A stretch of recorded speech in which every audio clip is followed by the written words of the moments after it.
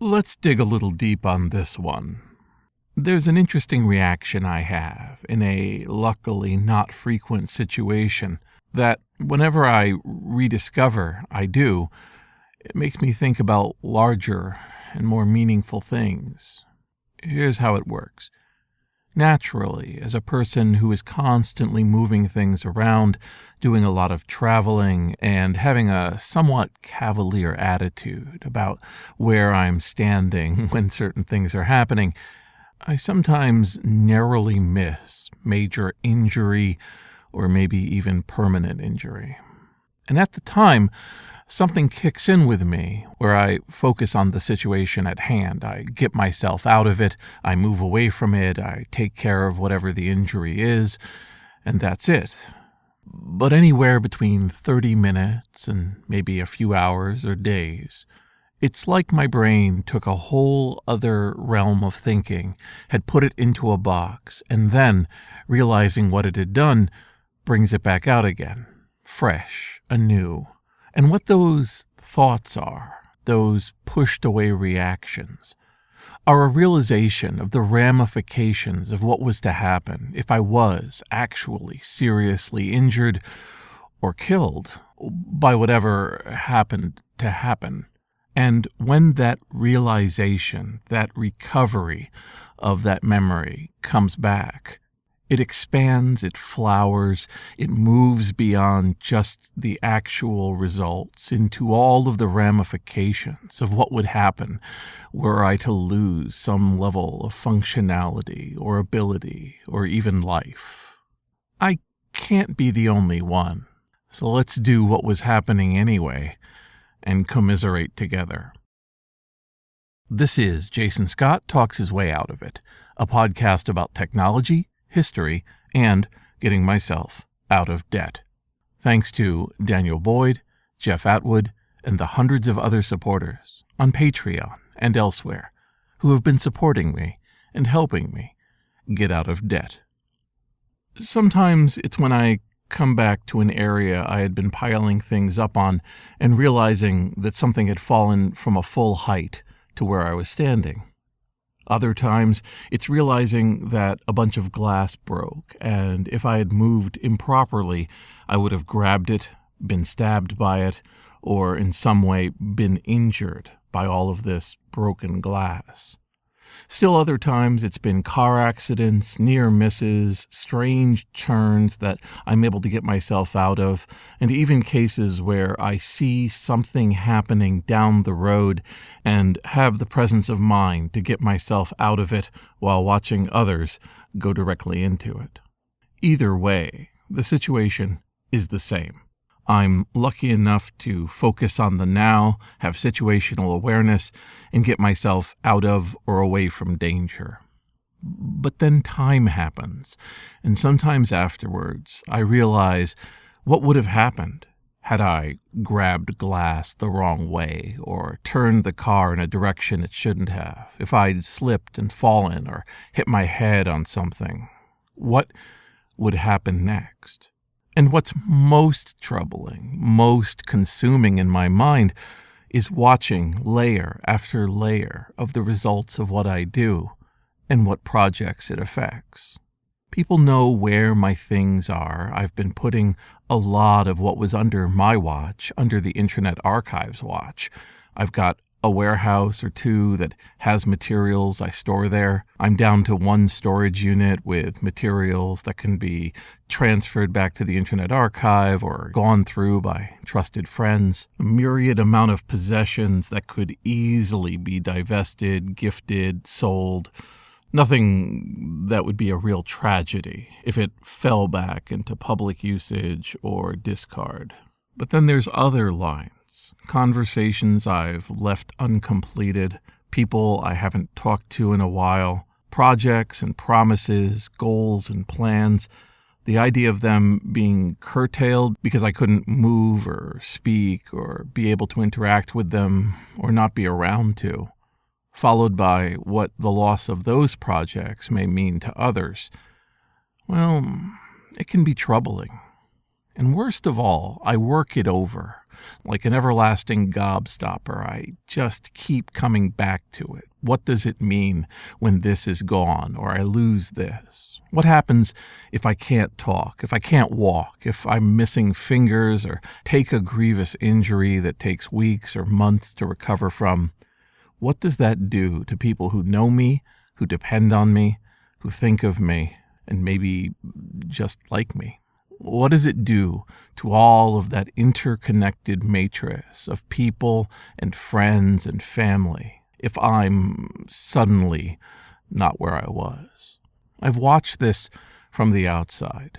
I've watched as people who I know, who I care about, are suddenly gone, and watching that hole begin to heal itself, and a whole range of goals and ideas and future plans disappearing, replaced with memories, testimonials, and wishes that the person was still here. I know that there's a very good chance that's coming for me in some way. So, for whatever reason, I experience a kind of panic. Not a panic about all these things that might be happening, but panic about that moment. Like I'm almost unstuck in time, and that if I look back at that moment in the timeline, it may change out from under me. I had a car accident a number of years ago where a pole across the road smashed into the top part of the car. And as luck would have it, in that moment, the construction of my car meant that the pole didn't make it through the windshield and bounced off along with the rest of the car. If for whatever reason, if at whatever speed or angle that had been different, I would have been gone, unquestionably injured beyond repair. And every once in a while, I have that moment when I realize that then, that period of time in 2020 may have been the end of the line. What it would have meant for people, what it would have meant for the things I cared about, for the people I care about, and how they would have recovered. For no particular show of logic and meaning, I continue to interrogate, I continue to contemplate this, and even more strangely, try to repair it. I try to imagine what wouldn't have been good to leave hanging if I was gone, and then refocus my efforts to consolidate, to dispel, to shut down, to take off other people's plates things that are sitting on mine. As a result, I have a lot less than I used to.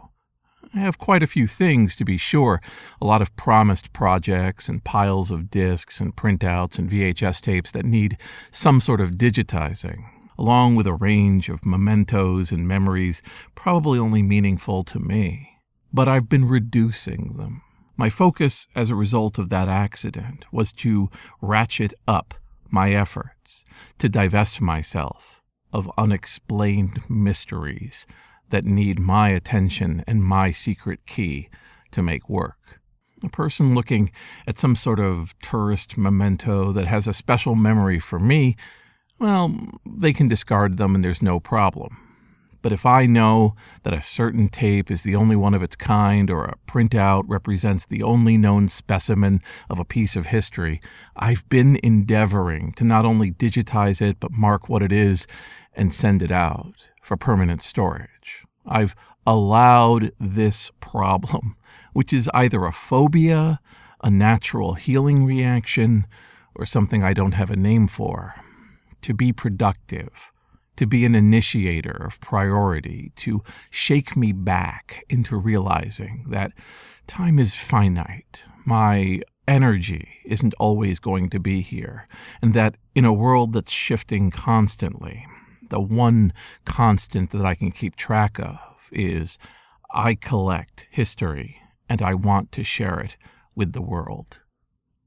With each near miss comes a memory of everything that led up to that mistake, that unexpected event, that set of personal decisions that put me in harm's way or made me susceptible to bad luck and bad options. Stacking things too high, driving too late at night, letting myself stay up way past a tiring moment to try to get something done before the next day. It's all about mitigating these poor decisions enough that when that moment comes, when that risk rains down on me or my hand goes to a place from which injury could result, I'm at least less likely to have it surprise me. I don't know if this is a lesson that people need to know, or if only a small number of people who hear what I say can share the thoughts of what I'm talking about. I'm talking about a realization of a limited amount of energy and opportunity that is provided to us, that in some ways we can extend and in others we have no control over at all, that around every corner, every moment, with each new day, the interlocking set of systems and promises and assumptions that we use to stay alive and stay productive could lose incredibly vital variables. The end, not just of all things, but of something important to you, is always looming. Maybe this extends from working with archive team and activism involving the end of projects, the falling down of promises, leaving only a rapidly receding wave of hype and people's content, and what archive team does to at least rescue some wisp of a memory of those things. Maybe soaking in that for years made me aware of how fragile, how momentary everything is. And while I do have these strange little breakdowns, these odd little moments where I'm gathering up potentialities of danger and loss and misery, I like to think that I'm also building in me a savoring of the moment of standing in front of a microphone to speak to waiting people, to talk to folks who matter to me, who have ideas, who I learn from as much as I teach, to take each one of those precious, unique minutes, those times on the phone, those times over the computer, the times walking in a city, strange or not, and interacting and understanding that almost all of it is a shaky chain of promises and hopes, of assumed links and assumed anchorings that we can't quite verify, other than having it not fail. If I'm lucky, this feeling, this tornado of panic, gets rid of itself pretty quickly. Anywhere between a couple hours and a couple days, I stop thinking obsessively about contingencies and backup plans and who owns what and what goes where, and I go back to just living, to enjoying myself, to being interested and heartfelt and sarcastic, laughing and crying as needed, in the way that the world presents us, with a buffet of opportunity, of entertainment, and of, in a much more manageable form, the spice of the unpredictable. This is Jason Scott Talks His Way Out of It, thanks to Josiah Lucier, James Bekoyanu, Mark Pilgrim, Emilio Oliveira, Michael Rubin, Ernie Hershey, Craig Talbert, Dilip Reddy, Sean Kelly, Eugene, John Sturm, Trixie the Cat, Symbionts, Martin, and Anonymous, along with the hundreds of other supporters on Patreon and elsewhere who have been supporting me and helping me get out of debt.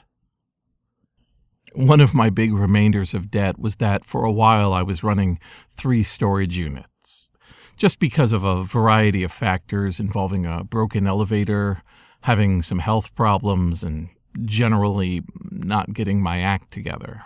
But while I'm recording this, I am down to 1 storage unit. 1 storage unit that I pay for, and a couple others that are off of my recurring costs. My dragons now are these recurring costs. As I go through my bank account, finding any place that I spend too much money, that I make financial mistakes, or don't know that I'm being charged on a yearly basis for a decision years ago, I'll vanquish these dragons. Having just one place to work from, to start sorting through all these materials, well, that's a joy. That is something that is my near future primary goal.